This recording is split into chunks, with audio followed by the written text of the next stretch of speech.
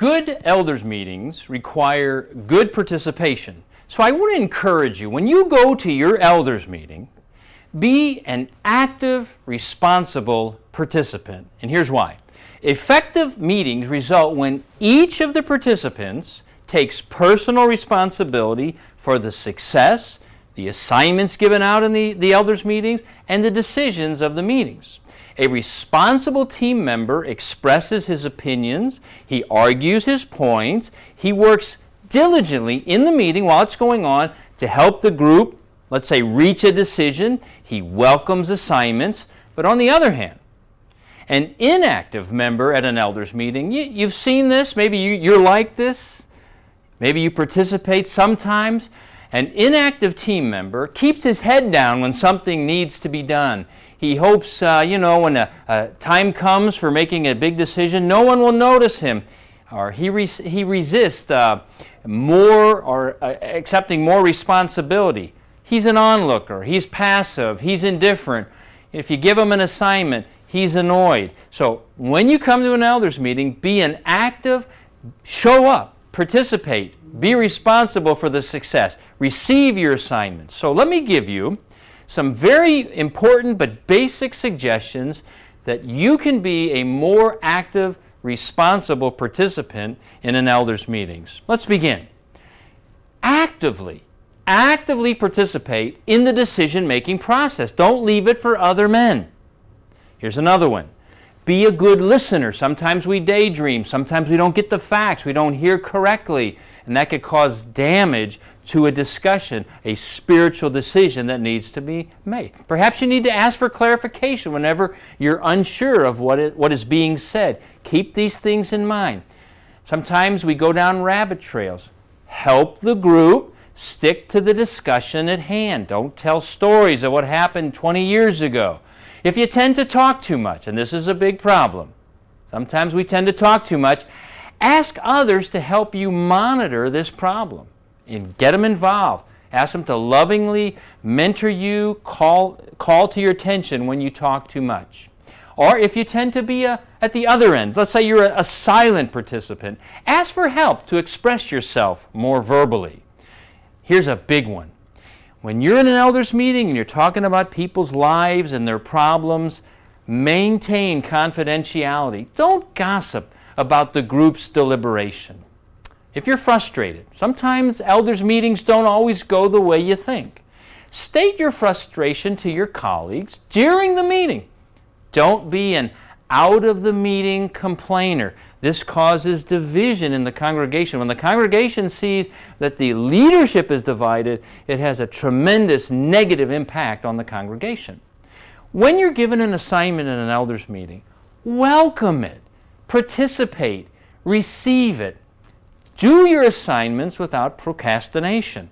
Sometimes we're waiting for a brother to finish a project and he comes to the elders meetings and he says, "Oh, I forgot," or "I didn't have enough time." You know the frustration. So if you're given an assignment, complete it within the allotted time.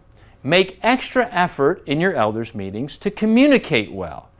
This is a huge problem, and I've struggled with this myself, getting across what I'm thinking. Sometimes I stumble over my words or I don't say something clearly. This is vitally important. Make the extra effort to communicate well. And don't take yourself too seriously at an elders meeting. Sometimes we have to laugh more. Listen, be a problem solver at the elders meetings. Don't be a problem. Here's another thing.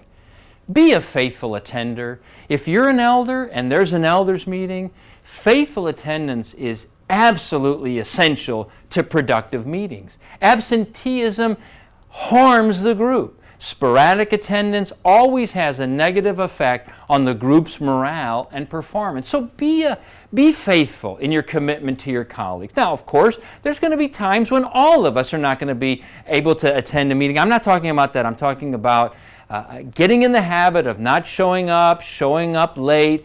If you're not going to make it, inform the facilitator of your absence beforehand. This shows really respect for your fellow colleagues. And don't make them guess. You're waiting for an elders meeting, half hour's gone by, you haven't shown up. Don't make them guess of your whereabouts or waste their time waiting for you. We all need to work on these issues. If absenteeism becomes a problem in your elders meeting, don't talk behind the person's back. Bring it out. Talk about it in a loving, Spirit-led way. Also important, be a peacemaker and a unity builder in meetings. Our Lord said this in Matthew chapter 5, verse 9. Very important. He said this, "Blessed are the peacemakers." God desires that His people be at peace with one another and display unity of mind. But this is not easy to do. Achieving unity takes much prayer, it takes a lot of wisdom, patience, humility, and determination on the part of each elder. Unity in your local church and in our local churches must begin with the leaders. And peace and unity significantly enhance the effectiveness of our work as spiritual leaders. Now, on the other hand, this unity brings confusion. It disheartens and weakens the effectiveness of the elder group. And if it is persistent, this unity can be destructive to the entire local church. I want us to consider for just a moment some New Testament passages on this topic.